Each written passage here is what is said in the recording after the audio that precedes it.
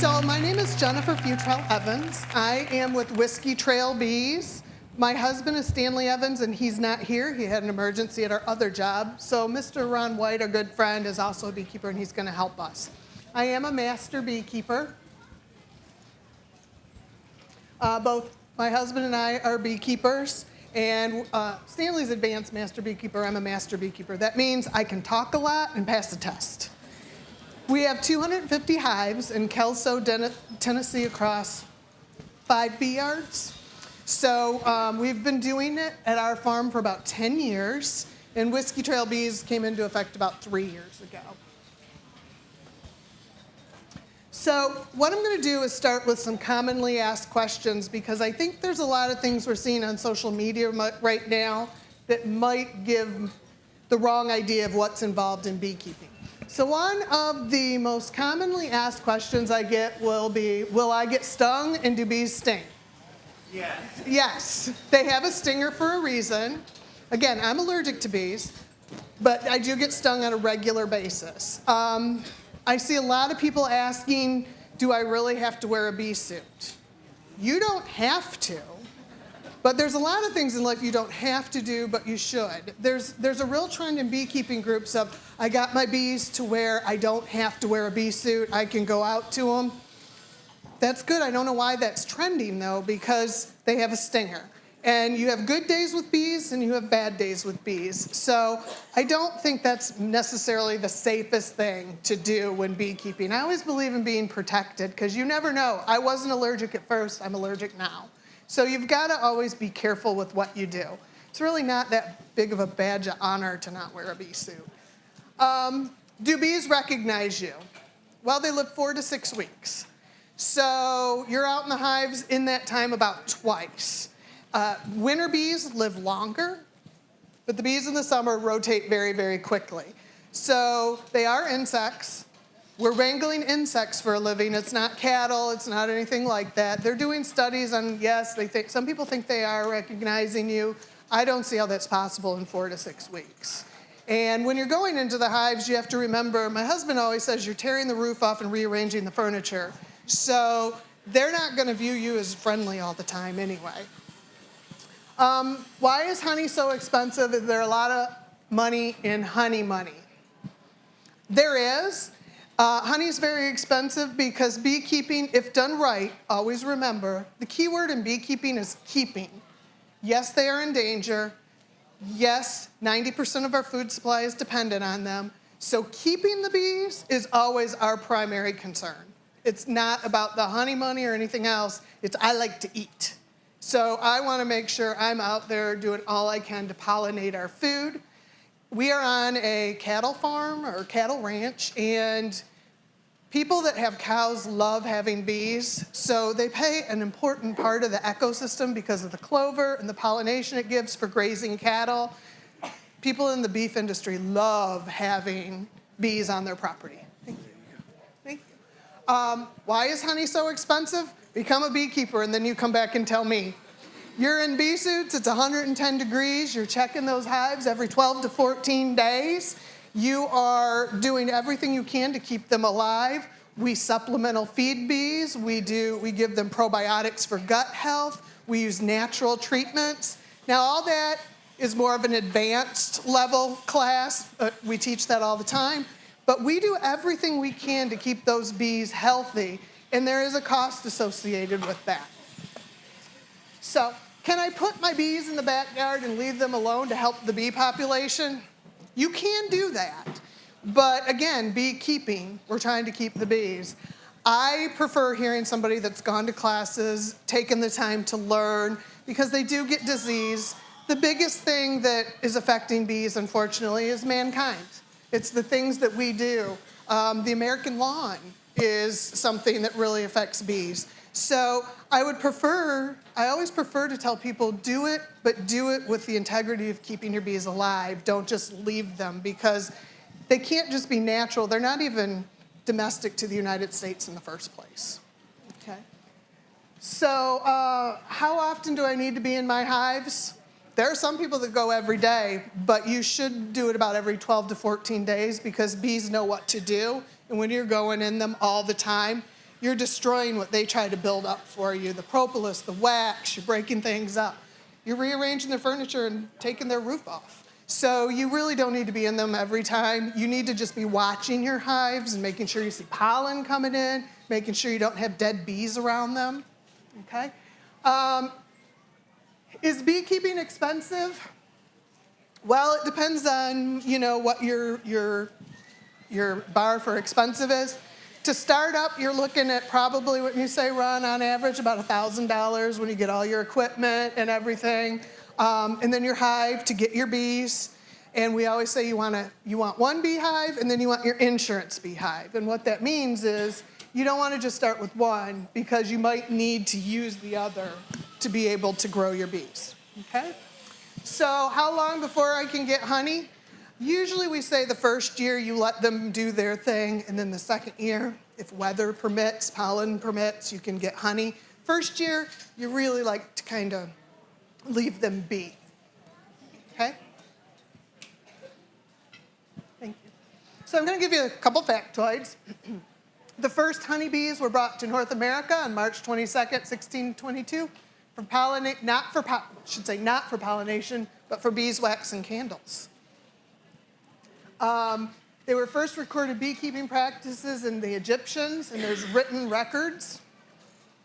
Who discovered honeybees visiting only one floral species per flight? Aristotle. And pollinators pollinate 90% of the food we eat.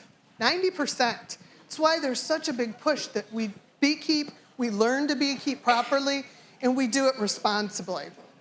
Because we really do need that pollination for our food chain.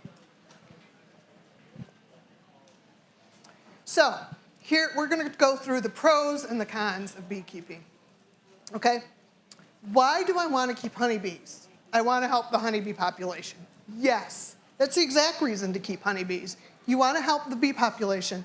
They're fighting against pesticides. They're fighting against non-native species. They're fighting against a lot of things, and it's tragic and dangerous. So yes, shouldn't have eaten that popcorn first. Yes, you do want to help the bee population. I want to pollinate my garden.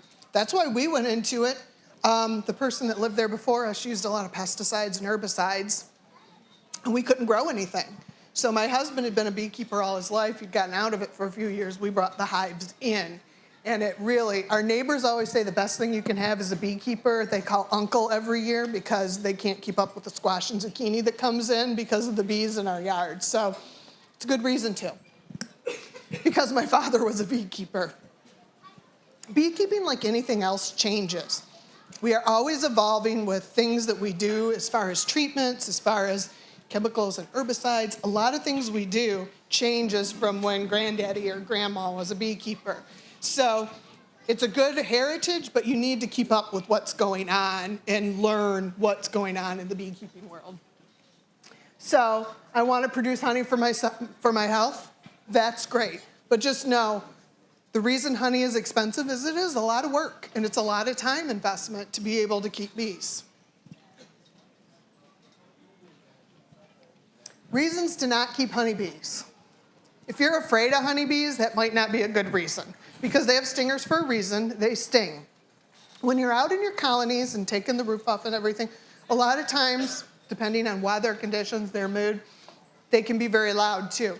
So I do know people that have a very hard time hearing that little sound buzzing. It overstimulates them, and they don't like the sound of the bees. So if you're afraid of them, it's very hard to overcome that. My spouse or children are allergic to bees. Okay, I'm allergic to bees too. I have an EpiPen. But if you have somebody that is not comfortable having bees and they're very allergic and aren't prepared for it, might not be the best hobby to go into. And if you live in a small area, you need to, excuse me one second. I'm choking on my popcorn. Thank you. There we go, sorry. Okay, if you live in a small neighborhood, you need to talk to your neighbors, because you don't know what their allergies are. If you have a ton of acreage, you're fine. If your neighbor has a pool, bees love pools. You will lose your bees. They like to go swimming, but they don't like to come out. I can tell the slides my husband did. Increase my popularity at the garden club. It doesn't. It's cool to talk about, but really, it doesn't. And it is an expensive hobby.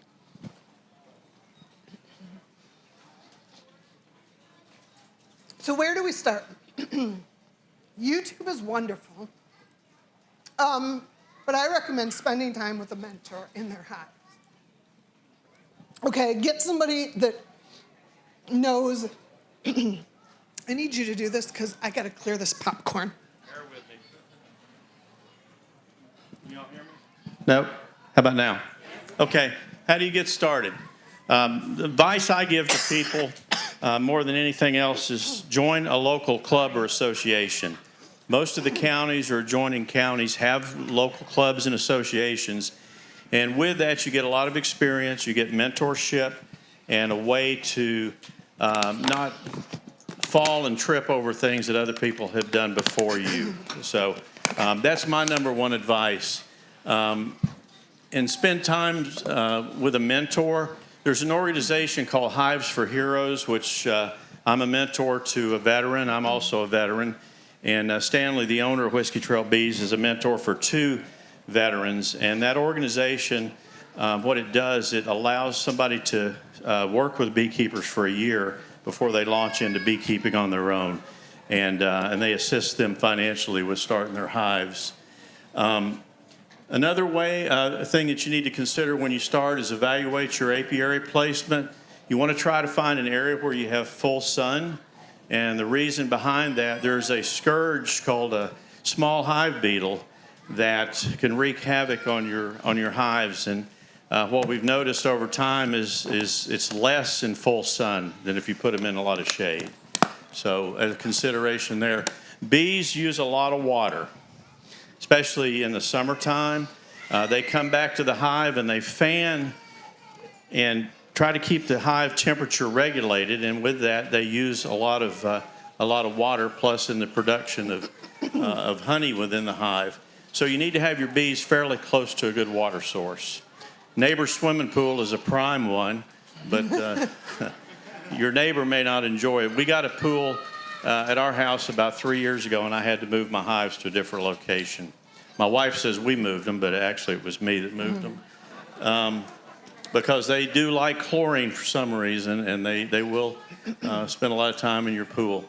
And make sure that your area is easily accessible, because you want to, at times, bring a side-by-side pickup truck, a forklift. Depends on how big you get with this. You want to make sure that your hives are accessible in and out. Yes, sir? What's an example of a good water source for you to see? My hives, I have probably 200 yards from a creek, and it has rocks in there, so the bees can get on the structures. If they go into a pool, they'll just go straight into the water and they'll end up drowning. Many of them will drown. So you can have buckets with pebbles in it and keep water in there in the area, but you got to keep that pretty well stocked to do that. But the further the water is away from the hive, the further they have to fly to and fro. So you want to try a brook, a pond, creek, river. A lot of the Whiskey Trail Bees hives are along the Elk River down in Lincoln County. So we keep them at a really good, accessible area for water and nectar sources with wildflowers. Did I answer your question? Okay, all right, thanks. And the final thing is spend time in the hives.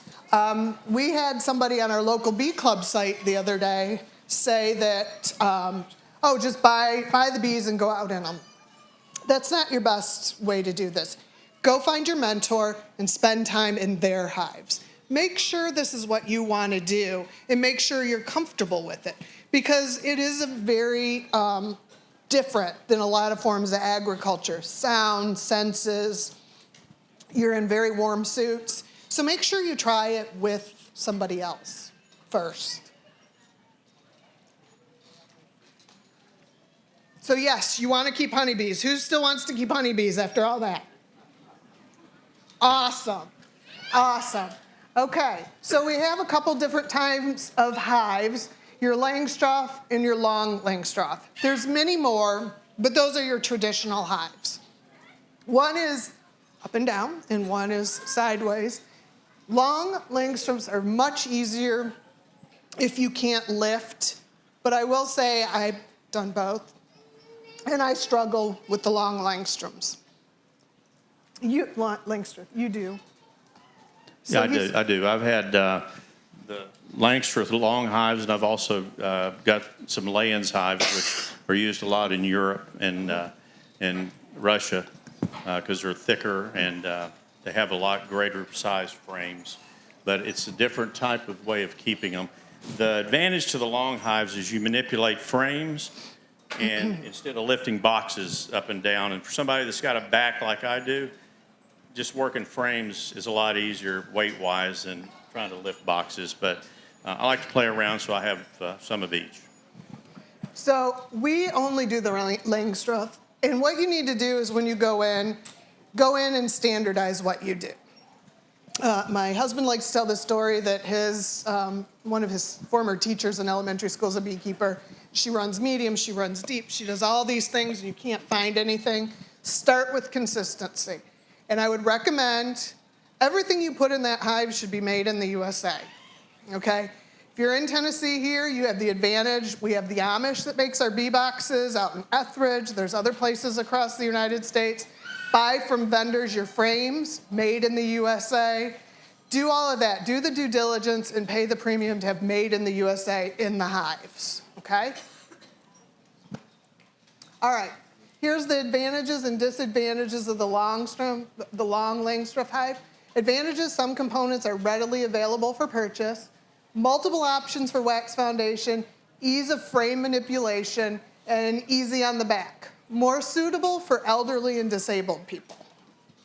Disadvantages, can't add extra supers during the honey flow, so you can't build up. And very hard to move if you want to change locations, because sometimes you put your hives somewhere and you realize this is not a good location. We need to go somewhere else with them. Have to build your own hive or pay someone with woodworking skills. And they're not a native habitat for honeybees.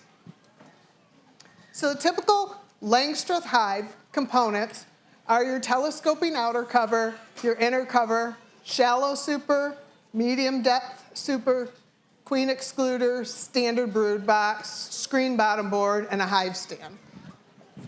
That's all that you're going to have to get to start your hive before you get the bees. So that's what your standard hive should look like. Now, some of those things you don't have to get your super, your shallow super. Right away. A lot of folks now are trying, like Jennifer said, trying to standardize. And what I've seen in my experience is the shallow hives are not being used really. And that's what people used to call honey supers when you take the honey supers off. How many of you have beehives out there? Do you have shallow supers? Do you still use them? If you don't use them, two of them together makes a great swarm trap. And that's what I use mine for. I had a bunch of them out by the barn. So I made swarm traps by hooking them together and putting a top and a bottom on them and putting 5 frames inside of them. So you can repurpose them for that. So I recommend standardizing everything. Now, if you take an advanced or another bee class, we get into foundations and what we recommend and things like that. But primarily, I don't recommend going and buying it from a box store where it says made in China, bee box already. You can start with everything but the bees. I recommend investing the money because you're investing in your bees, right? You're investing in their health and their well-being. Local bee club. Local bee club. Yes. Okay, next. Okay, buy a good suit, buy a good suit, buy a good suit. I can't stress that enough. This is one day, just one hive. That's my gloves. Those are the stingers. When we were doing honey flow and we were pulling to extract. I always have a good suit on. I would rather be safe than sorry. And you get what you pay for in the bee suit world. I want to make sure I'm protected. It has zippers at the ankles, zippers everywhere. I think you should try the bee suits out for what works for you, but a $20 Amazon bee suit's probably not gonna be the best thing, especially if you have a bad day with the bees. So invest in a good bee suit. So sourcing your bees, there's really 3 ways to do it. The nucleus hive, the package bees, or the swarms. One of the things I forgot to tell you is you ask 5 beekeepers how to do things, you're gonna get 25 different answers. Even I don't agree with my husband on some things, and we have different opinions. So I highly recommend a nucleus hive. What a nucleus hive is it's a family. You've got your brood, you've got your food, you got your queen, and they're all part of that hive. Package bees are bee queens that are bred, and then they just go and they take that queen, and then they go to hive, shake some bees in, and give you the bee box. I have had, not kidding, since we sold out of nukes, I have had 50 calls from people that bought package bees this year wanting queens because the queens didn't survive in the package bees. They're not a family. Bees are designed to kill whatever infiltrates their hive. So it's less expensive, but there is a frequency of bees not really surviving in the package world. My husband always recommends once you get package bees, requeening anyway, so you create a family for your bees. And there's swarms. There's different opinions on swarms. Swarms are a great way to source bees. They're a great way when your bees get out of when they swarm, you can go catch your own swarms. We're running 250 hives.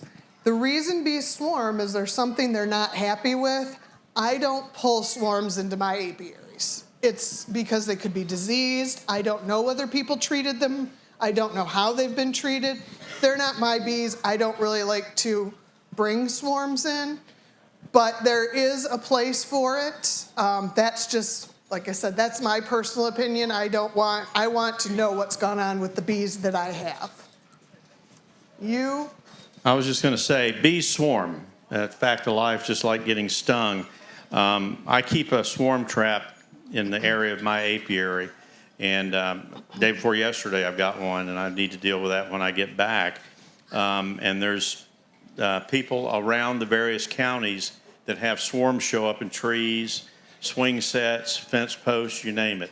And they typically call and want somebody to come out and try to collect those swarms, which we have some folks in the clubs that do that and try to rehive those bees. But like Jennifer said, you don't know what you're getting with a swarm. The biggest advantage is it's free bees. They don't cost you anything. Where a package will cost you $125, $150, nucleus colonies $200 to $225 or so. But you set yourself up better with success, I think, if you start out with nucleus colonies, because it's a known entity. So you buy bees at either your local, you find a local beekeeper that sells them. If you're buying packages, you can buy them packaged online and actually have them shipped. Bee clubs sell them, but what I will tell you is if you're buying packages or nukes, you want to order early. People typically start selling them in January, February. They require a 50% deposit, and they do sell out because they're basically, you're getting everything you need. The nukes we sold this year, I think you split yours. He split both of them right after he got them home. They weighed about 25 pounds. So you want to buy them early and put your deposit down to ensure. You want to go fairly local if you can. If not, you can go within your weather region. I don't recommend bringing Florida bees to Tennessee all the time. It just depends on your region. But order early because I've heard so many people say they couldn't get nukes this year. So, hive inspection, that's the main thing. So we're going to kind of skip ahead and give you some basics as to what you do with the bees once you've made all these decisions. You're going to do hive inspection. And basically what you're looking for is you want to make sure the bees are active, they're bringing in pollen. Have you all ever seen pictures of pollen pockets where they have different color pollen coming in? It's my favorite part is to see those pollen pockets and try to identify what they're bringing in. You're going to want to make sure they have a compact brood pattern. That indicates a healthy queen, while spotty, sunken cells, or slimy substances indicate a problem. Now, you're also going to want to make sure that there's queen cells when you need them, and you don't have queen cells when you don't want them to swarm. Look for signs of pests or disease, and look for problems with your brood. Look for unusual symptoms like poorly formed bees. They have shortened wings. There's a disease where their wings get deformed, so you want to make sure you're looking for that. And you want to look if there's a rapid pollination decline or low ratio of bees. Those hives should be pretty full. So, what is in a hive? What is a bee colony? So a colony is your queen, a single reproductive queen. Drones, which are hundreds of male bees. Does anybody know what drones really do? You have my sense of humor. Actually, the drones go out, they mate the queen, and then they come back, and they don't do anything else. And they eat. They eat the resources. They eat honey in the hive. So that is what a drone does. They have one thing they do once, and then they come back and eat. There's hundreds and thousands of worker bees and non-reproductive females. My favorite to watch are the mortuary bees that take out the sick and dying bees, and you can actually see them carry them out. There's nurse bees. There's a whole ecosystem going on within a hive, and it's very interesting to watch. My husband points out that I like to watch more than I like to do. But it is very fun to watch the bees and entertaining. They just really... You could spend hours watching what they do. They all have their jobs. And then you want to make sure there's developing eggs, larvae, and pupae, and also known as brood. Okay? How does the colony function? Each bee has a specific task to perform. Like I said, you have the nurse bees, you have the mortuary bees. They build the hive, they construct wax comb to hold the brood and honey stores. People ask us a lot if we sell comb honey. We pull once, we pull in July. I personally don't want to take my bees all their wax because you're basically putting them back out there to build their wax back up before winter. So when you take everything, all their comb and everything, you run the risk of losing some of your hives. So that's why honeycomb in the honey is at a premium, because they need that to continue to build on, to be able, when you take honey, think of it this way, it's like taking the squirrel's nuts in the fall, okay? They've built all that stuff up, and now they need something to eat. That's what we're doing with honey. So you basically have to plan on supplemental feeding them once you pull, because you want them to survive the winter. And Tennessee winters can be iffy. You can have some cold winters and you can have some warm winters. They don't always have the resources they need. So when you pull honey, you need to plan on supplemental feeding them. Okay. So you want to make sure they're caring for the queen, grooming and feeding her. You want to make sure there's bees guarding the entrance against pests and robbers. You want to make sure the hive's being regularly ventilated, and that's, basically what the bees do in the summer when they're not out foraging. You want to see that they're gathering pollen, nectar, and water, and you want to see that they're making honey. Only the female bees make the honey. The drones eat it. I could say something, but I'm not. Next one. Like any good guy.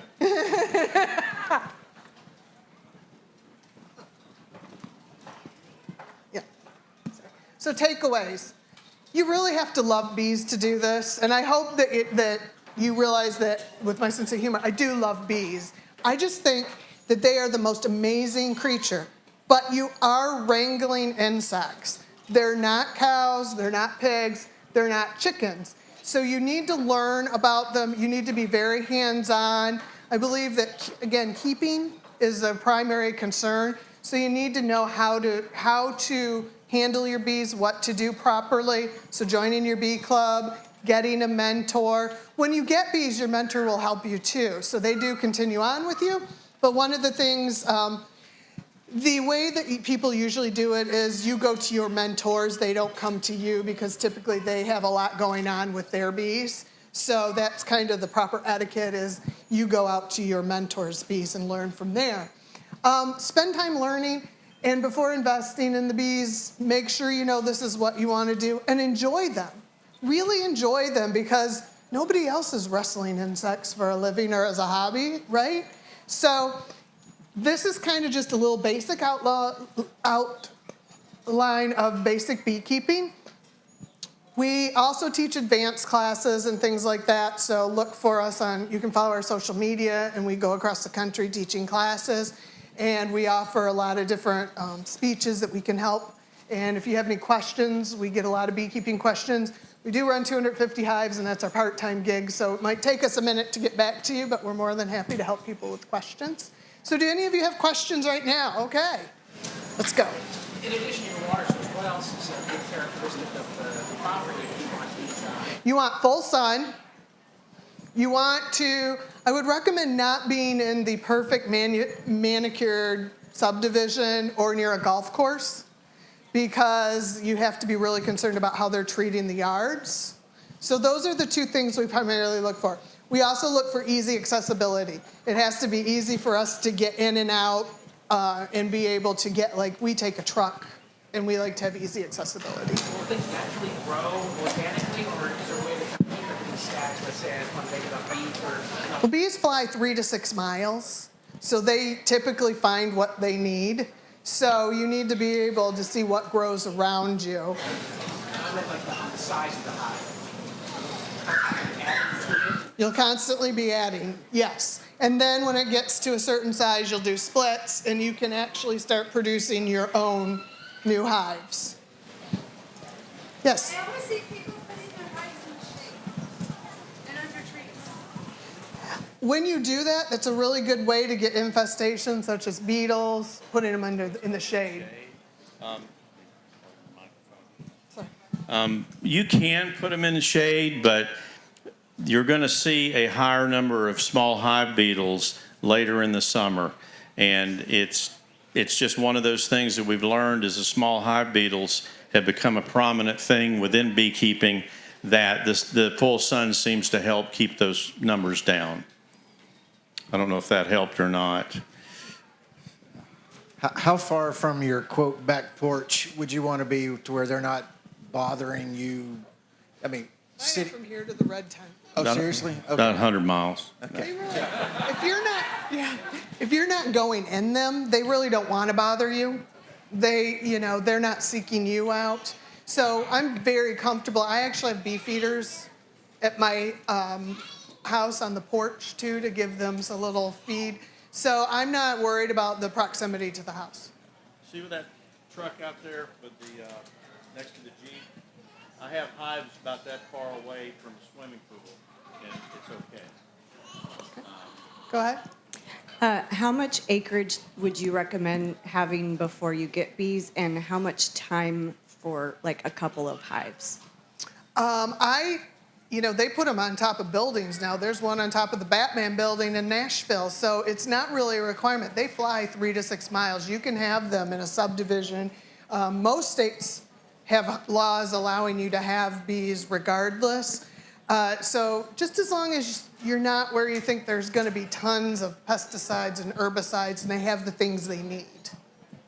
Are there predators that you have to be concerned with to protect the bees from being invaded, if you will, by predators of any kind? Oh, yeah. First off, people. We had 20 hives stolen out of our own bee yard. Also, we learned very quickly, we've made all the mistakes. We've made them all. Outside feeders that you put on top, raccoons, possums, everybody loves those, so we feed internally now because they knock those right off. So yeah, you do. We found when we were feeding them pollen patties that the calves discovered they were tasty, so we had to have electric fence put around those, and I never remembered to turn that off, so that makes for some interesting videos, by the way.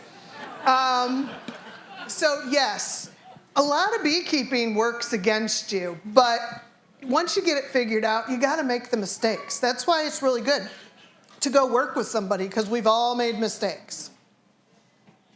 Yes. Hi.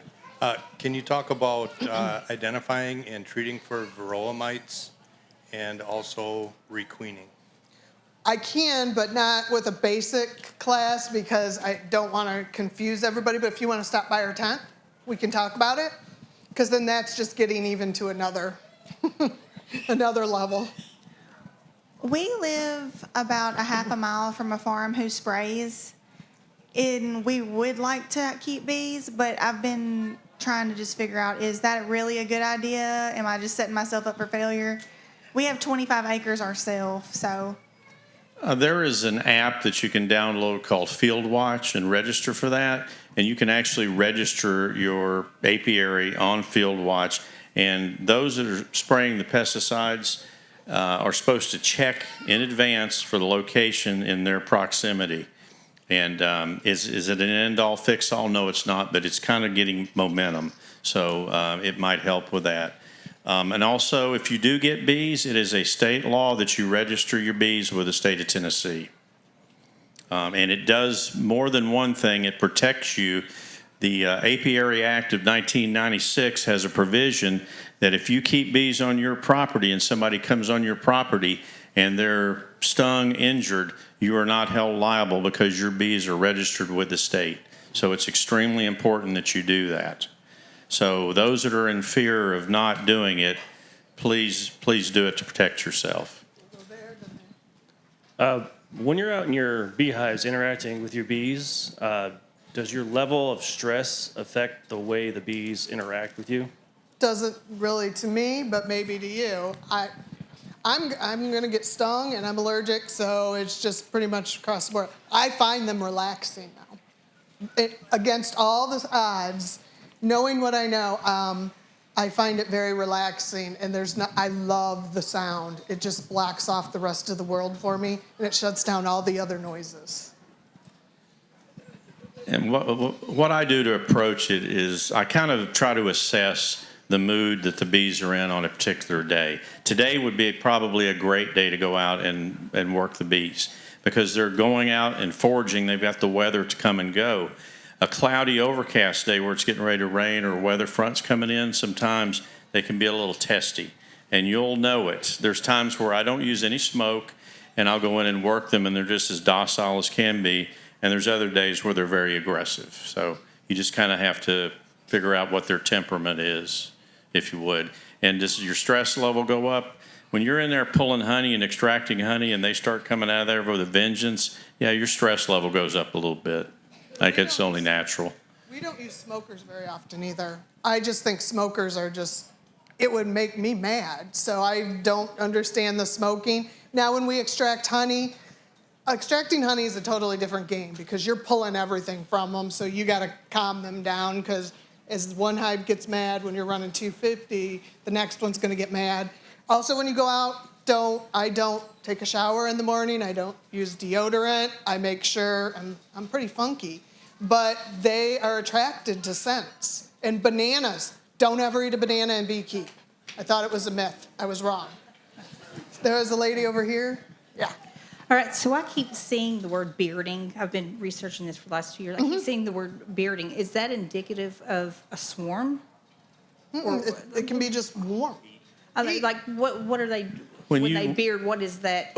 A lot of times when it's in the summertime and it's hot and there's a maximum population of bees in there, it just gets so hot in there, they'll come outside and they'll rotate in and out and they'll beard up. But for the most part it is, and it's not uncommon to see that. I mean, don't freak out over it.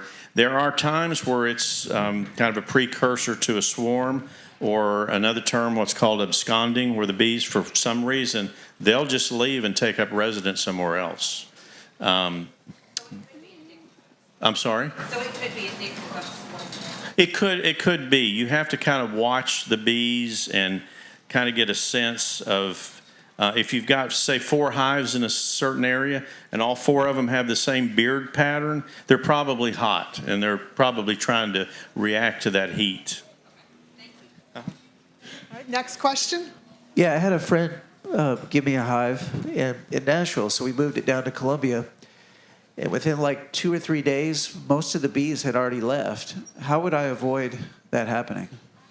Well, do you know where they were? when they were in Nashville? I mean, what was the demographics of the area they were in? Were they near water? Were they Yeah, near? very similar rural property, country, had a creek, trees, all that kind of thing. Very similar. When did you move them? Day, night, afternoon? It was at night. Yeah. Okay. And we brought them down at night in the car, and within like 2 days, most of the bees had left. That's why we say we have a hive and an insurance hive. Sometimes Okay. you just don't know, honestly. I mean, that's the thing. They're bees. They might find something else they like, or they might be attracted to something else. Sounds like you did most of the right things. When you brought them in that night, did you close the hive off so they couldn't get out? Yeah, we did. Okay, sometimes people will do that for 24, 48 hours to let them kind of get their geospatial locating senses. And then when they come out, you'll see them do the waggle dance and different moves to acclimate themselves with that location. There's certain times where there may have been issues with that hive when you got it. Okay. You just didn't know it. And it just facilitated Mother Nature taking that course of action. Thank you. One more. Okay, one more. We have a booth, so if anybody wants to come talk to us, we're always buzzing, so you can come to our booth and talk to us. How do you guys handle mowing? How close can you get to them? Do you ever try to mow near? It's a crapshoot. People wear bee suits. I mean, that's a little bit more of an aggravation than just coexisting. So you kind of watch their mood, hire somebody to do your lawn. We don't. You could, but we don't. You just kind of do it and see how it goes, and then you have a barometer for how it's going to go. And some people wear bee suits. We have a guy that he does the hay in one of our pastures, and he won't come within a half a mile of these bees. He's so afraid. But I just go down and mow, and I really haven't had a problem. Is that it? That's it. Well, thank you. I hope you enjoyed it. Thank you, Ron.